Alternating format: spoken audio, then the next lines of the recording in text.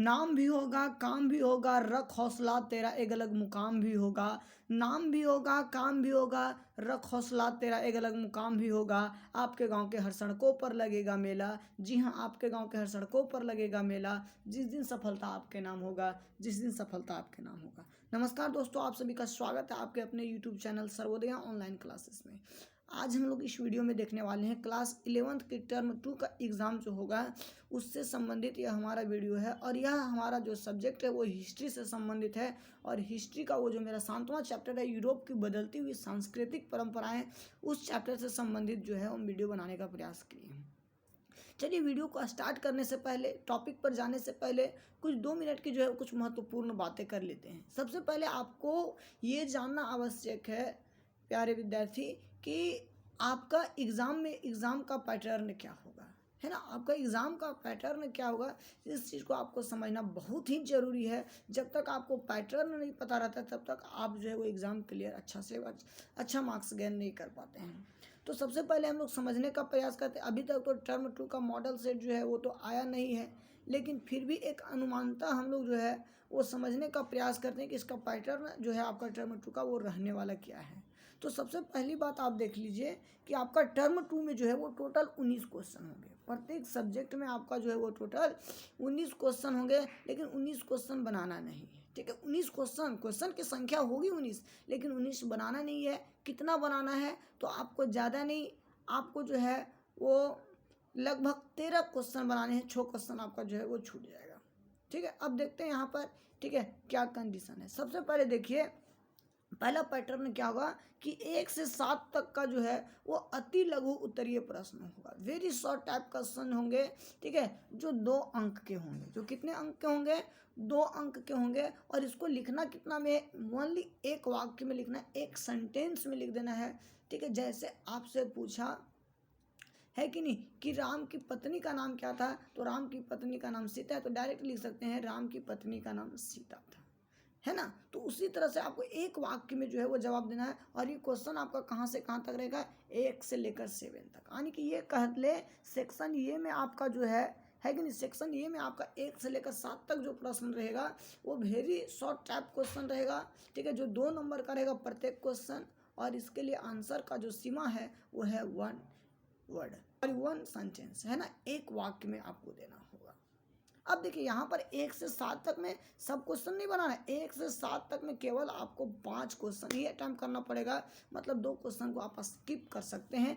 1 से 7 तक में जो क्वेश्चन आपको पसंद आए 5 क्वेश्चन को आपको अटेम्प्ट करना है। आगे देखते हैं, सेक्शन बी में आपका क्या रहेगा, 8 से लेकर 14 तक, है ना। 8 से लेकर 14 तक यदि हम लोग बात करें तो आपका सभी क्वेश्चन 3-3 अंक के होंगे। और इसके लिए मिनिमम आपको जो है वो 50 वर्ड में लिखना होगा। कम से कम आपको जो है वो 50 वर्ड में लिखना है, ठीक है। आप 50 वर्ड में लिखते हैं। 50 वर्ड कहने का मतलब है कि कम से कम भी तो 9 से 10 लाइन आप यदि लिखते हैं, ठीक है, 9 से 10 लाइन आंसर लिख देते हैं थ्योरी, तो आपका जो है मार्क्स बहुत अच्छा उठ सकता है। अब ये 8 से 14 तक में जो है वो सारा क्वेश्चन नहीं बनाना है। 8 से 14 तक में केवल आपको जो है वो 5 क्वेश्चन बनाना है। यानी 5 क्वेश्चन आप 3 नंबर का बनाइएगा तो आपका कितना हो गया, 15 नंबर। और ऊपर यदि 5 क्वेश्चन जो 2 नंबर वाला बताया, आप वहाँ पर 2 नंबर वाला क्वेश्चन 5 बनाइएगा तो वो आपका 10 नंबर हो गया। चलिए 15 और 10 25, 15 नंबर का और मैटर फंस रहा है भाई। तो देखिए 15 क्वेश्चन नंबर से लेकर 19 क्वेश्चन तक का जो होगा वो आपका प्रत्येक क्वेश्चन 5 नंबर का होगा। और यहाँ पर आपको ओनली 3 क्वेश्चन बनाना है। एक क्वेश्चन आपका 5 नंबर का रहेगा, मतलब 15 नंबर आपको यहाँ पर मिल जाएगा। तो 15 सेक्शन सी से मिल रहा है, 15 सेक्शन बी से मिल रहा है 30, और 10 सेक्शन आपको ये से मिल रहा है। इस प्रकार से टर्म 2 का टोटल मार्क्स आपका जो है वो 40 तैयार होता है। देखिए इसलिए ये अनुमान हम कर पाए क्योंकि 11th और 12th का दोनों का जब एग्ज़ाम पैटर्न सेम है तो निश्चित रूप से जो 12th का एग्ज़ाम पैटर्न रहा है वो आपका 11th का भी होगा। ज़्यादातर देखिए, अब 100% चीज़ सही नहीं, लेकिन फिर भी मेरा जहाँ तक मानना है दोस्त, है ना, कि 100% आपका उसी का पैटर्न, एग्ज़ाम पैटर्न, सिलेबस नहीं, एग्ज़ाम पैटर्न आपका मैच करेगा।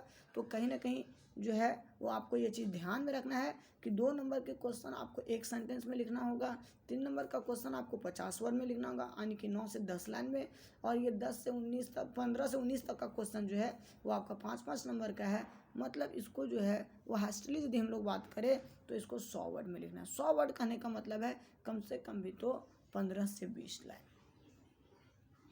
तो ये था दोस्तों आपका एग्जाम पैटर्न, ठीक है, एग्जाम का पैटर्न। और ये केवल आपका जो है वो हिस्ट्री का ही नहीं है, ठीक है, ये आपका केवल हिस्ट्री का ही नहीं है बल्कि जियो पॉलिटिकल हर एक सब्जेक्ट का, आर्ट्स में जितने भी पेपर होते हैं सभी पेपर का, केवल हिंदी इंग्लिश को छोड़कर, है ना, बाकी सारे पेपर का जो है ये पैटर्न आपका एग्जाम का पैटर्न। ठीक है, चलिए अब आगे की ओर बढ़ते हैं। आगे बढ़ने से पहले मैं बता दूं कि हम जो ये चैप्टर में वीडियो जो बना रहे हैं, ये हमारा जो वीडियो बन रहा है ये आपका हिस्ट्री का जो 7वां चैप्टर है जिसका नाम है यूरोप की बदलती हुई सांस्कृतिक परंपराएं।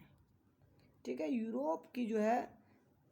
यूरोप की बदलती हुई सांस्कृतिक परंपराएं, उस चैप्टर से संबंधित हमारा यह वीडियो है। अब देखिएगा कि एग्जाम के पैटर्न के अकॉर्डिंग हम प्रत्येक चैप्टर पर 2 वीडियो देंगे। जैसे ये 7 चैप्टर है आपका यूरोप की बदलती हुई सांस्कृतिक परंपराएं, तो इस पर हम 2 वीडियो देंगे। एक वीडियो जो दे रहे हैं इसमें आपका 2 नंबर वाला और 3 नंबर वाला दोनों क्वेश्चन क्लियर करवा देंगे, और एक और वीडियो जो देंगे हम इसी चैप्टर से रिलेटेड, उसमें केवल आपका 5 नंबर वाला क्वेश्चन जो लॉन्ग क्वेश्चन होगा हम उसको कवर कराएंगे और बिल्कुल बेहतरीन तरीके से जो है वो समझाने का प्रयास करेंगे। तो चलिए इसी के साथ हम लोग जो है वीडियो में आगे बढ़ते हैं। सबसे पहले देखिए यहाँ पर आपको जो है एक 3 नंबर का क्वेश्चन जो है वो पूछा जा सकता है कि नहीं। एक 3 नंबर का क्वेश्चन जो है वो आपको पूछा जा सकता है कि पुनर्जागरण से आप क्या समझते हैं या पुनर्जागरण क्या है कि नहीं। पुनर्जागरण से आप क्या समझते हैं या पुनर्जागरण क्या है। तो देखिए पुनर्जागरण का अंग्रेजी रूपांतरण जो होता है वो रेनाइसेंस होता है, RENAINSSENCE। रेनाइसेंस होता है जो फ्रेंच भाषा के रेनेसा शब्द से लिया गया है। पुनर्जागरण का अंग्रेजी रूपांतरण क्या होता है दोस्त, तो रेनाइसेंस होता है जो कि फ्रेंच भाषा के रेनेसा शब्द से लिया गया है। 14वीं सदी से पहले इस रेनेसा शब्द का प्रयोग जो है वो किसी विशेष गुण वाले यानी कि प्रतिभा के धनी जो होते थे उनके साथ जो है वो प्रयोग किया जाता था, उनके नाम साथ जो है वो इसको जोड़ा जाता था। ये हम 14वीं सदी से पहले की बात बता रहे हैं। ठीक है, यहाँ से आपको ऑब्जेक्टिव भी बना सकता है 2 नंबर वाला क्वेश्चन कि पुनर्जागरण का अंग्रेजी रूपांतरण क्या होता है, तो रेनाइसेंस होता है।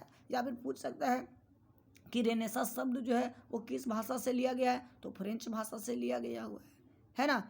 रेनेसा शब्द किसके लिए प्रयोग होता था, तो विशेष गुण वाले व्यक्ति के साथ प्रयोग होता था।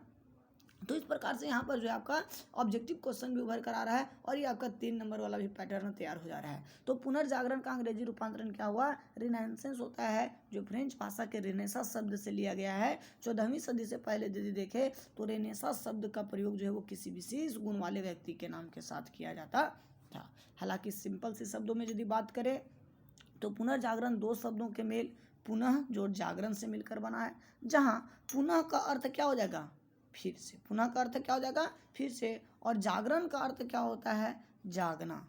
इस प्रकार पुनर्जागरण का शाब्दिक अर्थ है कि यूरोप में 14वीं शताब्दी के दौरान, 14वीं से 17वीं शताब्दी के दौरान जो है वो विकास के लिए लोग जागरूक हो जाते हैं, विकास की ओर जो है वो जागरूक हो जाते हैं, लोग जागृत हो जाते हैं। उसी प्रक्रिया को, उसी स्थिति को जो है वो पुनर्जागरण काल से संबोधित किया गया है। तो उम्मीद करते हैं कि आपको यह वीडियो जो यह क्वेश्चन जो है वो समझ में आ गया होगा। यदि आपसे पूछ सकता है कि यूरोप का पुनर्जागरण काल किसको कहा जाता है, तो 14वीं से 17वीं शताब्दी तक के काल को जो है वो यूरोप का पुनर्जागरण काल कहा जाता है। तो देखिए ये 3 नंबर का क्वेश्चन और 3 नंबर का क्वेश्चन हम बोले थे कम से कम 9 से 10 लाइन होना चाहिए। देखिए गिनते हम लोग काउंट करते हैं 1 2 3 4 5 6 7 8 9 है ना 10। तो कहीं ना कहीं ये हमारा क्लियर है। इसी तरह से आपको 3 नंबर वाला में लिखना है। ठीक, अब आगे देखते हैं कि पुनर्जागरण की शुरुआत कहाँ से हुई। पुनर्जागरण समझ में आ गया दोस्त, समझ में आ गया कि नहीं। बस 2 ही चीज़ याद रखना है, चुटकी में आपको याद हो जाएगा। 2 ही चीज़ याद रखना है कि पुनर्जागरण का अंग्रेजी रूपांतरण रेनेसांस होता है जो फ्रेंच भाषा के रेनेसा शब्द से लिया गया है ना। रेनेसा शब्द का प्रयोग 14वीं शताब्दी से पहले किसके साथ किया जाता था, तो विशेष गुण वाले व्यक्ति के साथ किया जाता था। और दूसरा बात ये याद रखना है कि पुनर्जागरण 2 शब्दों के मेल पुनः जोड़ जागरण से मिलकर बना हुआ है। पुनः का अर्थ फिर से होता है और जागरण का मतलब जागना होता है। मतलब यूरोप जो है वो 14वीं शताब्दी के दौरान विकास के लिए एक बार जागृत होता है जिसे पुनर्जागरण के नाम से संबोधित कर दिया जाता है। अब आगे क्वेश्चन आपका ऑब्जेक्टिव के लिए 2 नंबर के लिए बहुत इंपॉर्टेंट है कि पुनर्जागरण की शुरुआत जो है वो कहाँ से हुई थी। डायरेक्ट पूछेगा यूरोप में पुनर्जागरण की शुरुआत कहाँ से हुई थी, तो इटली के फ्लोरेंस नामक शहर से हुई थी। कहाँ से हुई थी, इटली के फ्लोरेंस नामक शहर से हुई थी। कहाँ पर, इटली के फ्लोरेंस नामक शहर से हुई थी। यदि आपको पूछेगा कि पुनर्जागरण काल की शुरुआत कहाँ से हुई, तो डायरेक्ट आप एक शब्द में लिखिए, एक वाक्य में लिखिएगा कि पुनर्जागरण काल की शुरुआत इटली के फ्लोरेंस नामक शहर से हुई थी। क्लियर। आगे देखिएगा, यूरोप में पुनर्जागरण काल की शुरुआत करने का श्रेय इटली के महान कवि दांते को जाता है। ठीक है, यूरोप में पुनर्जागरण काल शुरुआत करने का श्रेय किसको जाता है, तो इटली के एक महान कवि थे दांते। कौन थे, दांते। इसलिए पुनर्जागरण काल शुरुआत करने का श्रेय जो है वो किसको जाता है, दांते को। अब देखिए, शुरुआत करने का श्रेय इसको जाता है, तो स्वाभाविक सी बात है कि पुनर्जागरण काल का पिता भी इनको कहा जाएगा। तो यही यहाँ पर आपका लिखा हुआ, पुनर्जागरण काल का अग्रदूत या जनक किनको कहा जाता है, तो दांते को कहा जाता है। ये पेट्रैक जो है वो गलत है, इसको माइंड में नहीं लेकर चले। आगे इंपॉर्टेंट क्वेश्चन आपका है कि पुनर्जागरण काल में चित्रकला का जनक किसको कहा जाता था, किसको माना जाता था, तो जियाटो को जो है वो चित्रकला का जो है वो जनक माना जाता था। तो यहाँ पर देखिए हम लोग शॉर्ट क्वेश्चन देख लिए ना, 2-3। पहला देखिए, पुनर्जागरण काल की शुरुआत कहाँ से हुई, तो इटली के फ्लोरेंस से हुई। दूसरा क्वेश्चन पूछ देगा कि यूरोप में पुनर्जागरण काल की शुरुआत करने का श्रेय किसको जाता है, दांते को जाता है। तीसरा पूछ देगा आपको, है कि नहीं, तीसरा आपको जो है वो पूछ सकता है कि पुनर्जागरण, डायरेक्ट आपको पूछ सकता है कि पुनर्जागरण काल का अग्रदूत किसको माना जाता है, दांते को माना जाता है। आगे क्वेश्चन पूछ सकता है कि पुनर्जागरण काल में चित्रकला का जनक किसको कहा जाता है, डायरेक्ट आप जो है वो जवाब दे सकते हैं कि जियाटो को माना जाता है कि नहीं। चलिए अब आगे इसी प्रकार से बढ़ते हैं। देखिए इंपॉर्टेंट है कि यूरोप के महान साहित्यकार विलियम शेक्सपियर को यूरोप का कालिदास कहा गया ना। डायरेक्ट क्वेश्चन पूछेगा कि यूरोप का कालिदास किसको कहा गया है, तो विलियम शेक्सपियर को, जिनको इंग्लिश का जनक कहा जाता है, फादर्स ऑफ इंग्लिश कहा जाता है ना। ये यूरोप के एक महान साहित्यकार हैं, ठीक है, जिनको यूरोप का कालिदास कहा जाता है, क्योंकि ये नाटक वगैरह काफ़ी ज़्यादा लिखते थे, नाटक के क्षेत्र में ये काफ़ी प्रसिद्ध थे, इसीलिए इनको यूरोप का कालिदास कहा जाता है। क्वेश्चन पूछेगा कि यूरोप का कालिदास किसे कहा जाता है, विलियम शेक्सपियर को। किसको कहा जाता है, विलियम शेक्सपियर को। विलियम शेक्सपियर कौन थे, एक साहित्यकार थे। आगे देखिएगा कि फ्लोरेंस के मैकियावेली को यूरोप का चाणक्य कहा जाता है। देखिए यूरोप का कालिदास हो गया कौन, शेक्सपियर, लेकिन यूरोप का चाणक्य की यदि बात करें तो हो जाएगा आपका मैकियावेली। किनको कहा जाता है, मैकियावेली। चाणक्य किसको कहा जाता है, मैकियावेली, है ना। चाणक्य किसको कहा जाता है, यूरोप का चाणक्य किसको कहा जाता है, तो मैकियावेली को कहा जाता है। कहाँ के, तो फ्लोरेंस। फ्लोरेंस कहाँ पर है, तो इटली में है। कहाँ पर है, इटली में, है ना। इसी फ्लोरेंस से ना आपका पुनर्जागरण काल का शुरुआत हुआ था। इनकी एक रचना है द प्रिंस, है ना। पूछ सकता है द प्रिंस किनकी रचना है, तो मैकियावेली की। ये मैकियावेली कौन है, जिन्हें यूरोप का चाणक्य कहा जाता है, फ्लोरेंस इटली के निवासी थे। आगे की ओर आ जाते हैं। अब देखिए आगे आपको पूछ सकता है 3 नंबर में क्वेश्चन कि कोपरनिकस कौन थे, है ना। कोपरनिकस हो गया, गैलीलियो हो गया, केपलर हो गया, इन सब का जीवनी पूछ सकता है। देखिए हम लोग चलते हैं, चर्चा करते हैं। कोपरनिकस यूरोप का एक महान खगोल शास्त्री एवं गणितज्ञ थे। कोपरनिकस जो है वो यूरोप के एक महान खगोल शास्त्री एवं गणितज्ञ थे, जिनका जन्म 19 फरवरी 1473 ईस्वी को पोलैंड में हुआ था। कहाँ पर हुआ था, पोलैंड में हुआ था।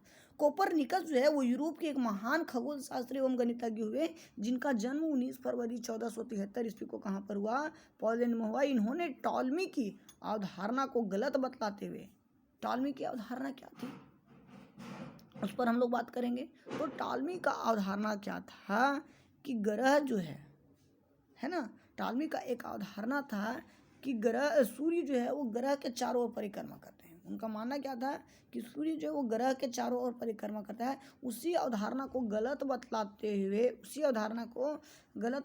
हुए कोपरनिकस ने कहा कि पृथ्वी अपने अक्ष पर घूर्णन व सूर्य की परिक्रमा करती है। घूर्णन कहने का मतलब क्या हुआ, अपने ही अक्ष पर केंद्रित रह के घूम रही है, और परिक्रमा का क्या होगा, उसका चक्कर लगा रही है। ठीक है, आगे देखते हैं। इस विचार की वजह से इनकी काफ़ी विरोध भी हुआ था। इसके अलावा इन्होंने तारे की स्थिति ज्ञात करने के लिए प्लूटोनिक टेबल्स की रचना किया। ऐसे विद्वान की मृत्यु 24 मई 1543 ईस्वी में हुआ। कोपरनिकस एक कट्टर ईसाई थे।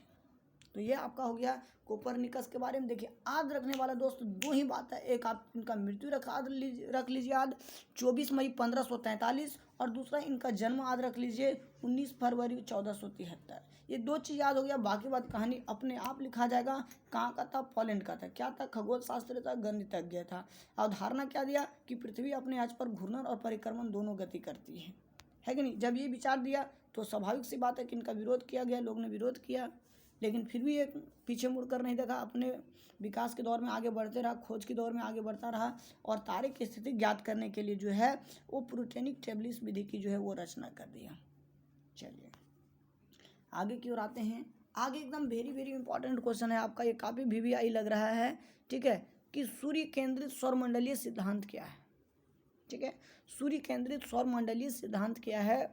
तो सूर्य केंद्रित सौरमंडलीय सिद्धांत क्या, इस पर हम लोग चर्चा करते हैं। सूर्य केंद्रित सौरमंडलीय सिद्धांत कोपरनिकस की एक प्रमुख सिद्धांत है।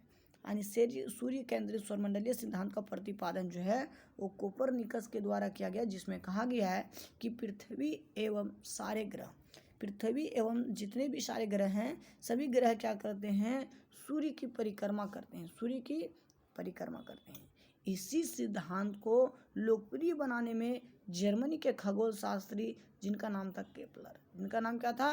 केपलर, उन्होंने अपना योगदान देते हुए इस सिद्धांत के संदर्भ में, यानी सूर्य केंद्रित सौरमंडलीय सिद्धांत के संदर्भ में 3 नियमों का रचना किया, जिसकी चर्चा उसकी पुस्तक खगोल रहस्य यानी कॉस्मोग्राफिनस में जो है ना, कॉस्मोग्राफिनस मिस्ट्री में जो है वो मिलता है, जिसको खगोल रहस्य के नाम से भी जाना जाता है। इस किताब में जो है वो चर्चा मिलता है किसका? केपलर जो है वो सूर्य आपका जो सिद्धांत दिया गया था है ना कोपरनिकस का, सूर्य केंद्रित सौरमंडलीय सिद्धांत, इस सिद्धांत के समर्थन में जो 3 नियम का प्रतिपादन किया, कौन? केपलर। उनका वर्णन कहाँ पर मिलता है? तो उनकी किताब खगोल रहस्य में। देखते हैं वो 3 सिद्धांत क्या था। पहला नियम क्या था? लॉ ऑफ ऑर्बिट्स, है ना। लॉ ऑफ ऑर्बिट्स मतलब कक्षीय नियम। कक्षीय नियम में क्या बोला है केपलर? इसमें कहा कि ग्रह जो है वो सूर्य के चारों ओर गोलार्ध के स्थान पर अंडाकार पथ पर घूमती है। मतलब सूर्य जो है, मतलब ग्रह जो है वो सूर्य के चारों ओर जो घूमती है वो अंडाकार पथ पर घूमती है, न कि गोलाकार पथ पर। आगे देखते हैं अगला नियम क्या दिया? लॉ ऑफ एरियाज यानी कि क्षेत्रीय कानून। इसमें कहा कि किसी भी ग्रह की गति सूर्य से उनकी दूरी पर निर्भर करता है। मतलब कौन सा ग्रह कितना रफ्तार से घूमेगा, किस स्पीड में घूमेगा, ये उनकी दूरी पर डिपेंड करता है। जैसे इसमें बतलाया गया है, जो सूर्य से जितना नज़दीक होगा वह उतना ही तीव्र गति करेगा, तथा दूर में जो जितना होगा उसका गति उतना ही धीमा होगा। जैसे यहाँ पर चित्र के माध्यम से आपको दिखलाया गया है, ये चित्र में आप देख लीजिए, यहाँ पर देख लीजिए कि ये आपका ग्रह है, ये आपका क्या है, सॉरी ये आपका सूर्य है, ये आपका सूर्य है, ठीक है। ये देखिए ये काफ़ी नज़दीक है तो तीव्र गति से चल रहा है, ये थोड़ा सा दूर है ना, ये इसके तुलना में दूर है तो देखिए धीमा गति से चल रहा है। तीसरा इसका नियम क्या था? लॉ ऑफ पीरियड्स, ठीक है, यानी कि सामयिक महत्व। सामयिक महत्व में क्या कहा गया कि किसी भी ग्रह द्वारा सूर्य की परिक्रमा करने में लगा समय का वर्ग उसकी औसत दूरी के त्रिघात के अनुपात में होता है, क्यूब के अनुपात में होता है। चलिए अब आगे की ओर बढ़ते हैं। तो हम लोग यहाँ पर क्वेश्चन क्या देखें? क्वेश्चन हमारा था सूर्य केंद्रित सौरमंडलीय सिद्धांत जो दिया गया था किसके द्वारा? कोपरनिकस के द्वारा गया था, जिसने कहा गया था कि ग्रह जो है वो सूर्य के चारों ओर क्या करते हैं? परिक्रमा करते हैं, घूर्णन एवं परिक्रमण गति करते हैं। इसी के समर्थन में जो है वो जर्मनी के केपलर महोदय ने 3 नियम का प्रतिपादन कर दिया, ठीक है, जिसमें आपका लॉ ऑफ ऑर्बिट्स था, लॉ ऑफ एरियाज था और लॉ ऑफ पीरियड्स था, ठीक है, जिसको हम लोगों ने देखा। अब आगे की ओर आते हैं। आगे हमारा क्वेश्चन है कि गैलीलियो कौन था? तो गैलीलियो का पूरा नाम जो है वो गैलीलियो गैलीली था। गैलीलियो का पूरा नाम क्या था? गैलीलियो गैलीली, जिनका जन्म 15 फरवरी 1564 ईस्वी को पीसा कहाँ पर है? इटली में हुआ था। यह इटली के महान वैज्ञानिक थे जिनका पुनर्जागरण काल में अहम योगदान रहा। इन्होंने दूरबीन, वायु मापक यंत्र एवं पेंडुलम वाली घड़ियों का आविष्कार किया था। देखिए दूरबीन का आविष्कार हो गया, वायु मापक यंत्र का हो गया, पेंडुलम वाला घड़ी हो गया। इन सभी के आविष्कार में जो है वो गैलीलियो महोदय का योगदान काफ़ी सराहनीय रहा है। इसने जो है वो कोपरनिकस की बातों का समर्थन भी किया था जब वो सिद्धांत दिए थे, जहाँ एक और सारे लोग उनका विरोध कर रहे थे। टॉलमी के जब बातों को काटते हुए उन्होंने अपना विचार दिया था, तब उनका विरोध होना शुरू हो गया था। उस विषम परिस्थिति में जो है इन्होंने कोपरनिकस के बातों का फुल समर्थन किया था। इनकी मृत्यु 1642 में। जन्म कब हुआ? 1564। मृत्यु 1642 में। चलिए आगे की ओर देखते हैं। देखिए यहाँ पर क्वेश्चन है कि इटली के पादुआ विश्वविद्यालय में सर्वप्रथम 1300 ईस्वी में मानवतावाद की पढ़ाई शुरू किया गया था। क्वेश्चन ऐसे पूछेगा कि इटली के पादुआ विश्वविद्यालय में या पादुआ विश्वविद्यालय में सर्वप्रथम मानवतावाद की पढ़ाई कब शुरू की गई? तो 1300 ईस्वी में। या सबसे पहले मानवतावाद की पढ़ाई कहाँ पर, किस विश्वविद्यालय में शुरू की गई? तो पादुआ विश्वविद्यालय में। अब यहाँ पर क्वेश्चन पूछ सकता है कि मानवतावाद क्या है, ह्यूमनिज्म क्या है? तो मानवतावाद को अंग्रेजी जो है वो ह्यूमैनिटीज होता है। क्या होता है? ह्यूमैनिटीज होता है, जो लैटिन भाषा के ह्यूमैनिटास से बना हुआ है। मानवतावाद का जो है अंग्रेजी ह्यूमैनिटीज होता है, जो कि लैटिन भाषा के ह्यूमैनिटास शब्द से बना हुआ है। 15वीं सदी के शुरुआती में यह शब्द उन अध्यापकों के लिए प्रयुक्त होता था जो विद्यालयों में व्याकरण, कविता, इतिहास, नीतिशास्त्र, अलंकार शास्त्र पढ़ाते थे। मतलब पहले मानवतावाद शब्द का प्रयोग उन अध्यापकों के नाम के साथ होता था जो विद्यालय में, कॉलेजों में व्याकरण, कविता, इतिहास, नीतिशास्त्र, अलंकार शास्त्र आदि पढ़ाते थे। किंतु वास्तविक अर्थों में यदि देखा जाए तो मानवतावाद का मतलब है कि पुनर्जागरण काल का वह विकास जिसमें मानवीय गुणों अथवा नैतिकता के क्षेत्र में काफ़ी प्रगति हुई। अर्थात पुनर्जागरण काल के दौरान मानवीय गुणों में, लोगों के नैतिक क्षेत्र में जो काफ़ी प्रगति हुई, उत्थान हुई, उसी को बोला गया है मानवतावाद। और मानवतावाद का जनक फ्रांसिस्को पेट्रार्क को माना जाता है। किसको माना जाता है? फ्रांसिस्को पेट्रार्क को माना जाता है। आगे देखिएगा, मानवतावादी विचारों का अनुभव सर्वप्रथम इटावली शहर में क्यों हुआ? मतलब मानवतावादी विचारों का अनुभव सर्वप्रथम इटली या फिर पुनर्जागरण काल का विकास जो है सर्वप्रथम इटली में ही क्यों हुआ? इस तरह का क्वेश्चन पूछ सकता है। इसका आंसर हम लोग देखते हैं। क्वेश्चन आंसर देखिए, मानवतावादी विचारों का अनुभव सर्वप्रथम इटली शहर में हुआ क्योंकि 1453 ईस्वी में तुर्कों के आक्रमण ने कुस्तुनतुनिया के विद्वानों को इटली की ओर प्रवास करने के लिए मजबूर कर दिया। देखिए 1453 ईस्वी में जब तुर्क लोग आक्रमण किया था कुस्तुनतुनिया पर, तो जितने भी ईसाई धर्म के लोग थे उन ईसाइयों को जो है वो इटली की ओर जो है प्रवास करने के लिए मजबूर कर दिया। वहाँ आक्रमक की भय से जो है इन लोग जो है वो इटली की ओर प्रवास कर गए। और इटली में आकर कुस्तुनतुनिया के विद्वान सारा इटली में आकर यहाँ विश्वविद्यालयों की स्थापना करना, नीति शास्त्र की पढ़ाई पर बल देना आदि इटली में शुरू कर दिया, जिसके कारण माना जाता है कि मानवतावाद का विकास सर्वप्रथम इटली से ही शुरू हुआ। आगे की ओर बढ़ते हैं। यूरोपीय पुनर्जागरण में धर्म युद्धों की क्या भूमिका थी? तो देखिए 1093 से लेकर 1291 तक ईसाई धर्म और इस्लाम धर्म के बीच लगभग 7 धर्म युद्ध हुए, जिनको क्रूसेड युद्ध भी कहा जाता है।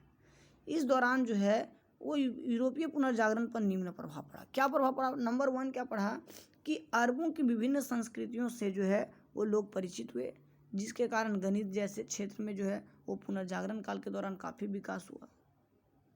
सेकंड पॉइंट हम लोग देखेंगे कि धर्म युद्ध के फलस्वरूप यूरोपियन भौगोलिक खोज पर बल दिए।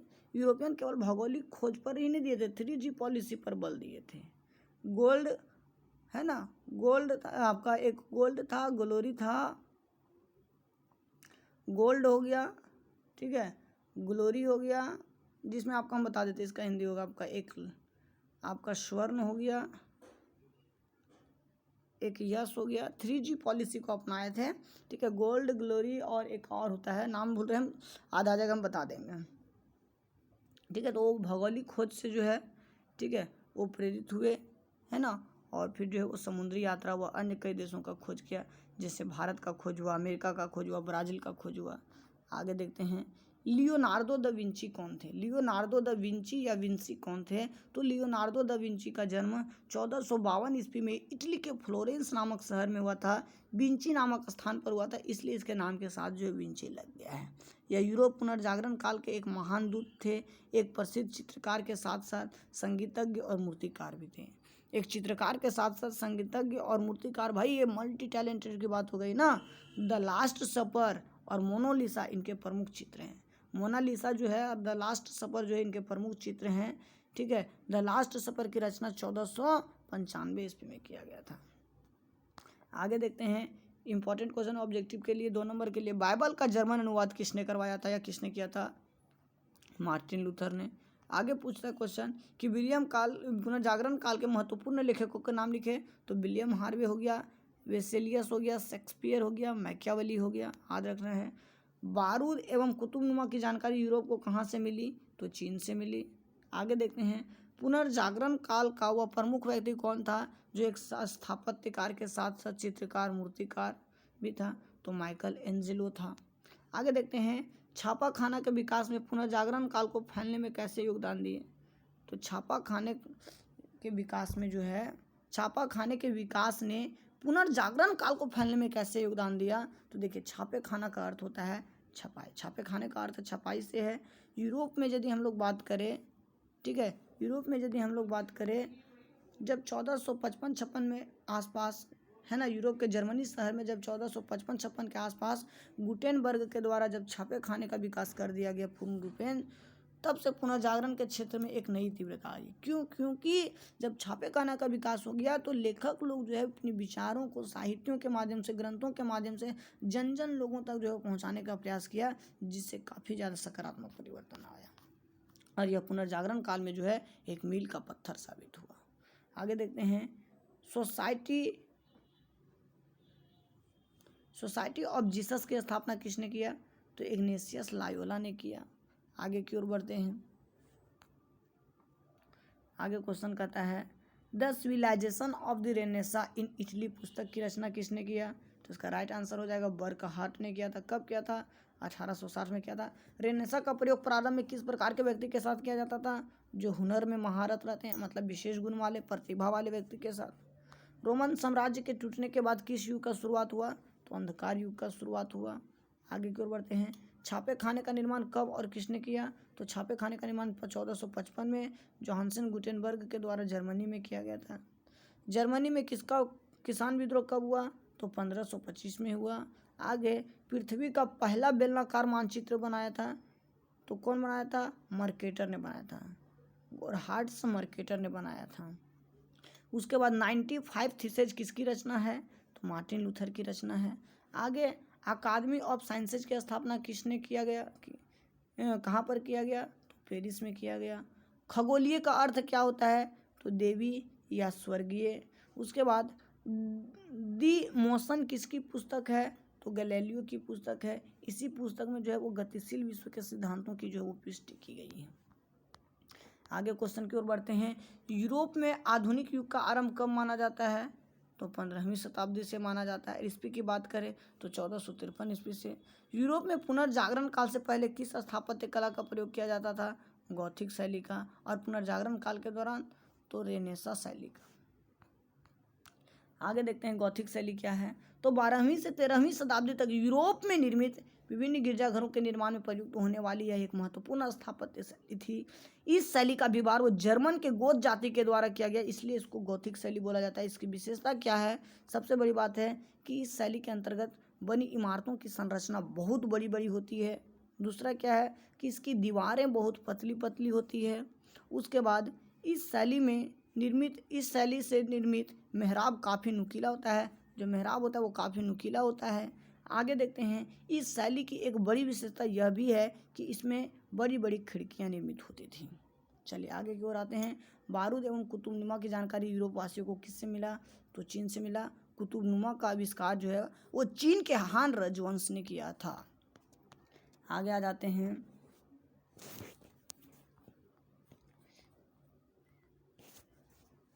आगे है यूरोप वासियों को पूर्व की ओर समुद्री मार्ग खोजने की आवश्यकता क्यों पड़ी? तो नंबर 1 इसका कारण है यूरोप वासी पूर्व के निवासियों की तुलना में बौद्धिक दृष्टि से पिछड़े हुए थे, अर्थात बौद्धिक अर्जन के लिए जो है इन लोगों ने जो है वो क्या किया? पूर्व की ओर जो समुद्री मार्ग खोजने का प्रयास किया। दूसरा कारण था व्यापार, क्योंकि यूरोप की अर्थव्यवस्था का एक मुख्य आधार व्यापार था, अर्थात व्यापार में लाभ कमाने के उद्देश्य से जो है वो सामुद्रिक मार्ग के खोज करने का प्रयास किया पूर्व की ओर, क्योंकि पूर्व का क्षेत्र पूरा जनसंख्या संघन वाला था, जनसंख्या अधिक वाला क्षेत्र था, और दूसरा जल परिवहन सस्ता भी होता था। उसके बाद 3G पॉलिसी, है ना। 3G पॉलिसी में आपका क्या आ जाता है, एक भूल रहे हैं, गोल्ड ग्लोरी, गोल्ड मतलब स्वर्ण, है ना, और एक स्वर्ण हो गया, ग्लोरी मतलब कृति हो गया, और फिर एक जी से होता है क्या, 3G मतलब यश, स्वर्ण और धर्म का प्रचार प्रसार करना। ये 3 चीज़ के लिए इन लोग जो है वो पूरब की ओर जो है सामुद्रिक मार्गों की खोज करते हैं।